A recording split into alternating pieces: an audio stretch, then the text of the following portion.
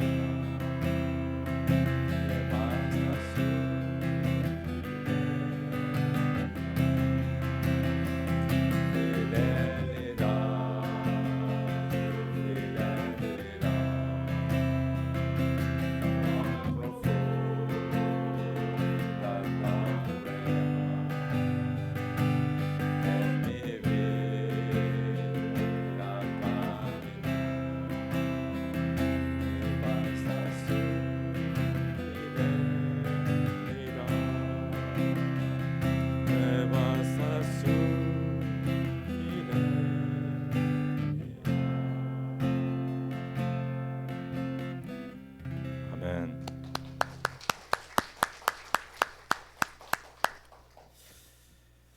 저희 교회가 유카탄 단기 선교를 간지 금년이 19년째입니다. 참 꾸준히 갔죠. 코로나 그 2년 빼고는 저희가 한 번도 걸르지 않고 우리가 선교를 갔습니다. 선교의 본질은 가서 복음을 전하는 겁니다. 복음은 하나님이신 예수께서 십자가에 달려 돌아가시고 사흘 만에 부활하셔서 저를 믿는 자는 멸망치 않고 영생을 얻는 그 사건, 그 메시지가 바로 복음입니다. 그래서 우리가 선교지에 가서 우리가 말씀을 증거하면서 우리가 그들을 섬기면서 어린아이들과 같이 놀면서 또 가호방무를 하면서 바로 이 메시지를 전하는 것입니다. 그래서 복음은 그냥 말로만 표현되는 것이 아니라 행동과 삶으로 그들과 함께함으로 그들에게 전달이 되는 것입니다. 그래서 우리가 가야 되는 거예요. 그냥 가지 않고 그냥 뭐 편지 보내고 유튜브로 그냥 알리고 이래서는 복음이 전달이 되지가 않습니다. 그래서 우리가 가는 겁니다. 그래서 오늘 29명의 우리 단계선교 팀 멤버들은 바로 이 복음을 증거하러 가는데 하나님께서는 이 복음 전파를 교회를 통해서 하셨습니다. 그래서 예수님께서 먼저 교회를 세우시고 그 교회를 중심으로 해서 복음을 전파하게 됐어요. 그래서 교회는 복음 전파에 절대적으로 그렇죠? 가장 기본적이고 기초적인 것입니다.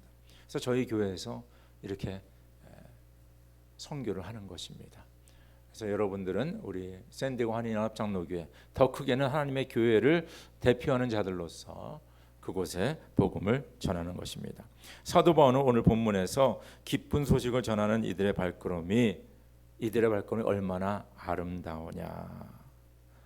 왜 이들의 발걸음이 아름답습니까? 복음 들고 나아가는 자들, 그 이유는 그들이 전파하는 이 복음이 바로 모든 사람들에게 기쁨이 되고 축복이 되기 때문입니다. 축복이 되는 거예요. 우리가 가서 이상한 얘기하고 당신들은 왜 이렇게 못 살아? 당신들 좀 제대로 해. 이러는 거 복음이 아니죠. 근데 우리는 가서 예수를 증거하고 예수의 생명을 나누고 그들에게 소망을 주고 영생을 주는 그런 좋은 기쁜 소식을 전하니까 그 발걸음이 복된 발걸음이에요. 믿으시면 아멘 하시기 바랍니다. 네. 누구 집에 가서 이상한 얘기 오는 게 아니라 거기 가서 복된 얘기, 생명이 되는 얘기, 구원의 얘기를 하고 오기 때문에 아름다운 발걸음입니다. 첫 번째, 구원에 이르는 복음의 진리. 우리 말씀을 같이 한번 읽겠습니다. 시작.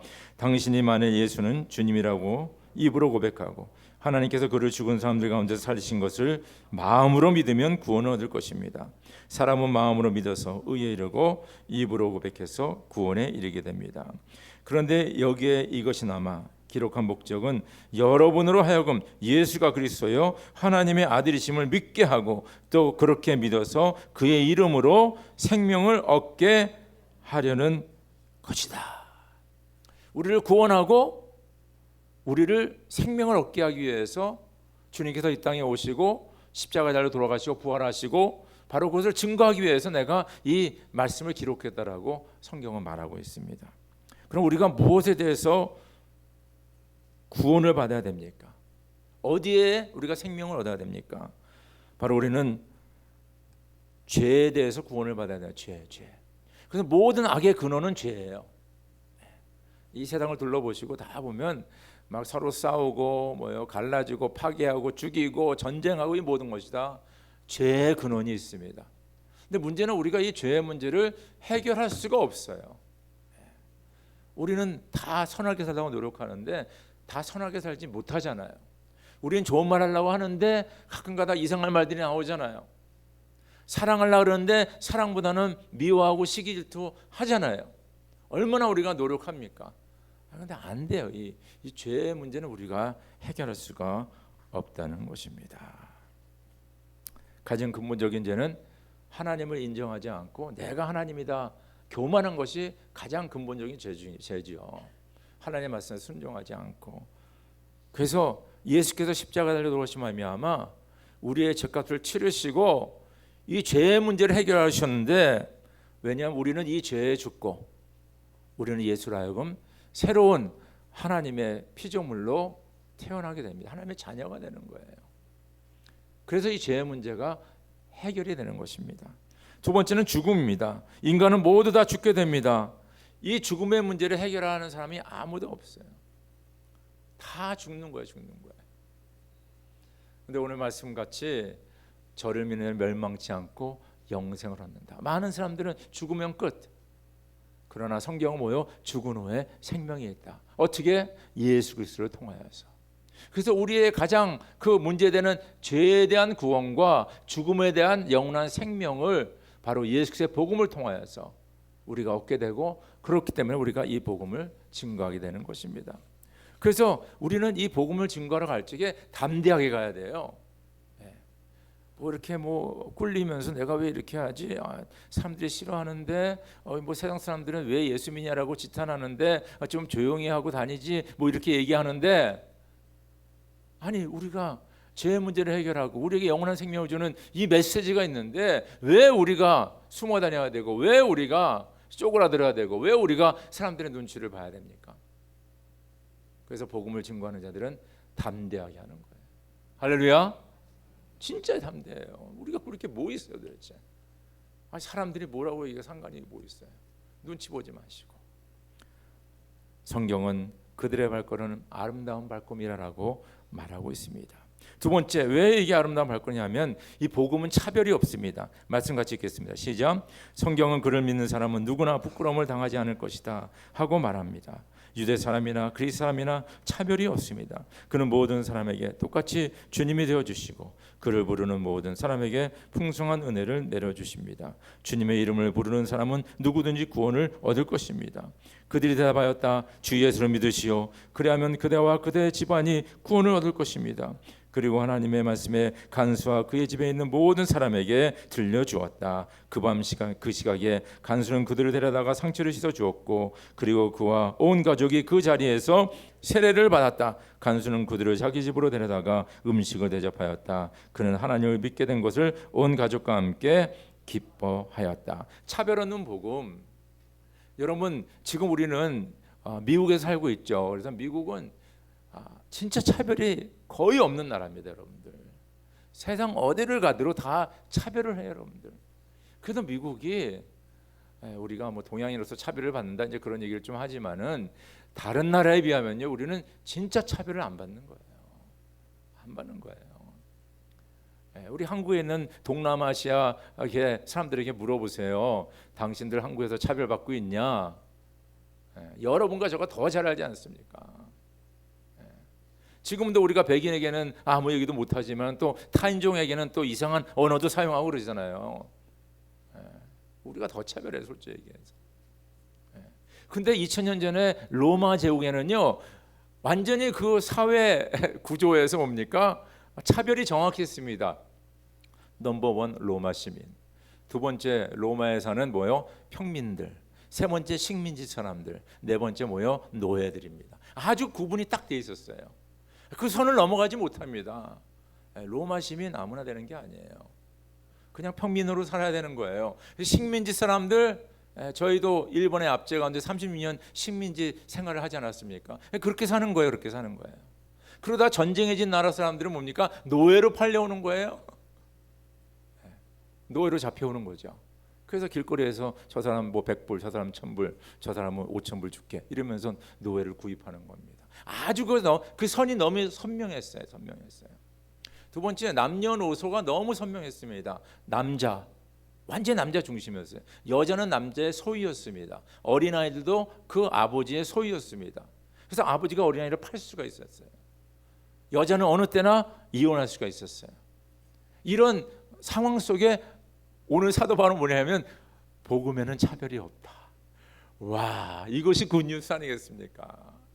그 당시에 진짜 이 로마 그 시민 외에는 다 사람들이 차별을 받고 있었는데 그 사람들에게 복음 안에서는 차별이 없다는 거예요.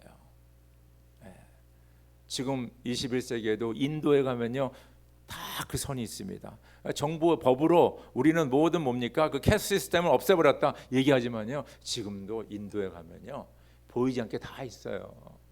그 브라만이 있고 뭐 그 양반들이 있고 그 다음에 평민들이 있고 그 다음에 천민들이 있습니다. 가서 딱 보면 나타난대도 여러분들.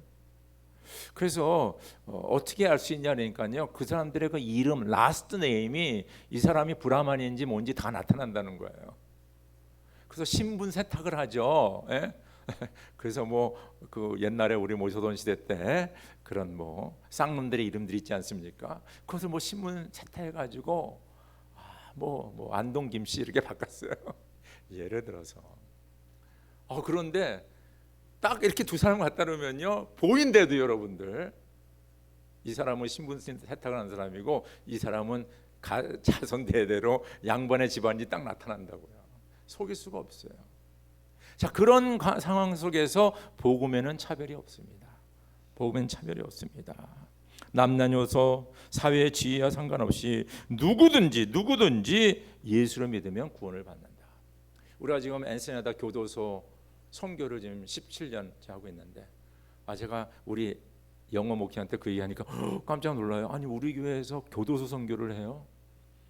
우리 교회 교도소 선교합니다. 17년 국경 넘어가지고 멕시코 그 죄수들 복음 전하고 매달을 하고 있습니다. 근데 이번에는 숫자가 많이 없었어요. 한 40여 명 짝 왔는데 당신들 중에 예수를 주와 구원자로 영접한 사람이 누구냐 손 들라니까 거의 다 한 명인가밖에 안 빼놓고 다 손을 들었어요. 제가 너무 깜짝 놀랐어요. 왜냐하면 17년 전에 우리가 처음 거기 갔을 적에 대부분 다 예수 영접 안 하는 사람이었거든요. 근데 지금은 뭡니까? 우리 교회뿐만 아니라 여러 교회들이 섬겨가지고 많은 사람들이 예수를 믿는 거예요. 근데 누가 믿어요 지금요? 죄수들이 마약 훔치고 깨트리고 죽이고 이런 사람들이. 그러니까 이 복음엔 진짜 차별이 없어요. 누구든지 예수 이름을 부르는 자는 구원을 얻어요. 할렐루야. 그러니까 너무 좋은 소식이죠. 차별이 없는 복음. 너무 좋은 겁니다. 마지막으로 기쁜 소식을 전하는 발걸음 우리 같이 읽읍시다. 시작. 그런데 사람들은 자기들이 믿은 적이 없는 분을 어떻게 부를 수 있겠습니까? 또 들은 적이 없는 분을 어떻게 믿을 수 있겠습니까? 선포하는 사람이 없으면 어떻게 들을 수 있겠습니까? 보내심을 받지 않았는데 어떻게 선포할 수 있겠습니까? 성경에 기록한 바 기쁜 소식을 전하는 이들의 발걸음이 얼마나 아름다우냐 한 것과 같습니다.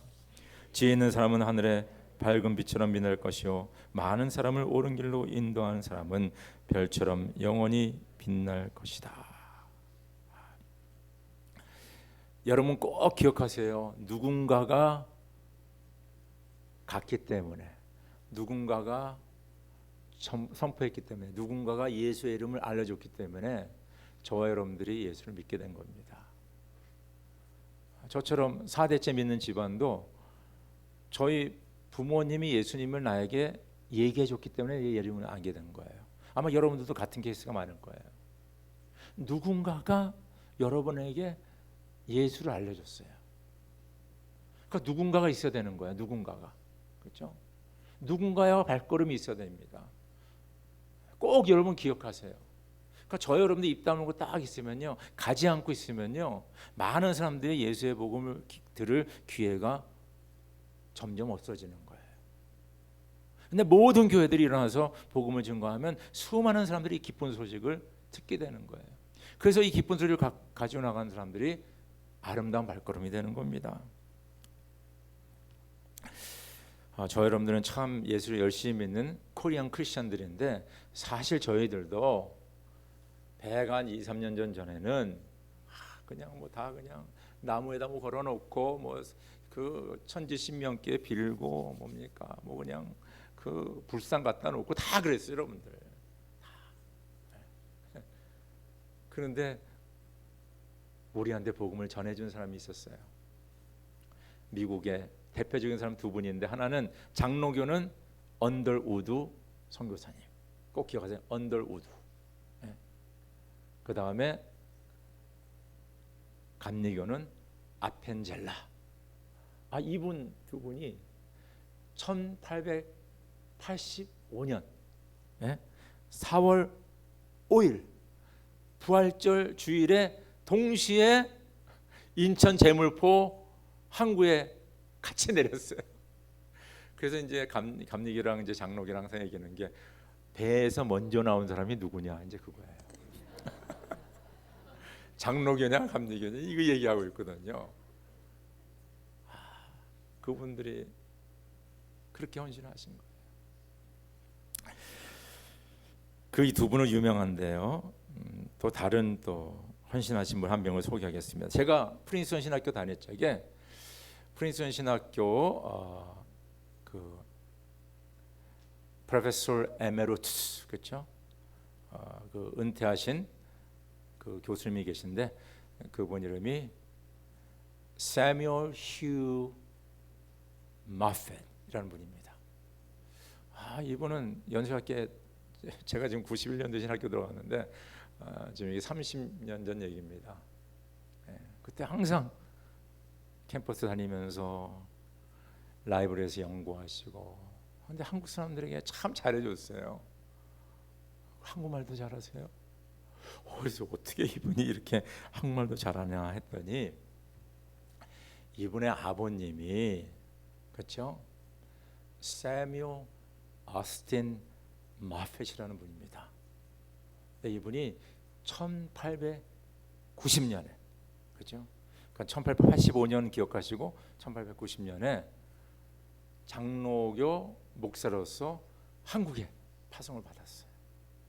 그래서 평양을 중심으로 복음을 증거하는데 이분이 교회를 많이 개척하시고 그 다음에 평양 신학교를 세우시고 그리고 숭실 학교를 또 이분이 설립하셨어요. 그러니까 이분의 아버님이죠. 그러니까 세뮤얼 휴 마펫의 아버님인 세뮤얼 어스틴 마펫 이분이 1890년대에 가서 이런 많은 사역을 하셨어요. 그러니까 이 아들 세뮤얼 휴 마펫은 평양에서 태어났어요. 1916년에.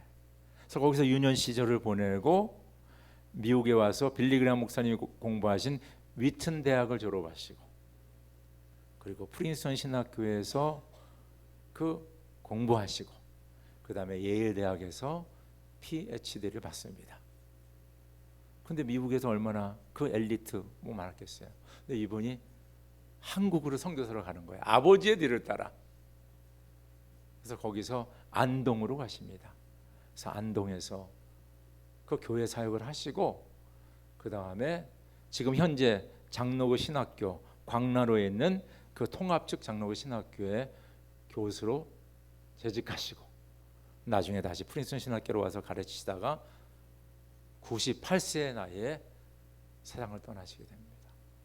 제가 왜 이런 얘기를 하냐면요, 저희에게 복음이 증거될 때까지 진짜 원더우드 아펜젤라 같은 그런 분들이 있었고 그 뒤를 이어서 마펫 그 아버지 선교사님이 그렇게 교회를 개최하고 일꾼들을 양육하고 신학교를 세우고 대학을 세우는 그런 수고가 있고 또 대를 이어서 선교사로 나아가서 뭡니까?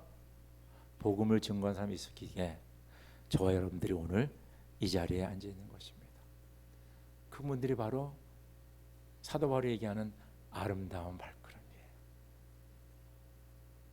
저는 우리 교회가 지금 선교를 지난 20년 동안 계속 하고 있는데 저희 교회 선교에 대해서 제가 어디 가서도 자랑하는 것 중에 하나가 뭐냐면 우리는 전 세대가 함께 사역을 합니다.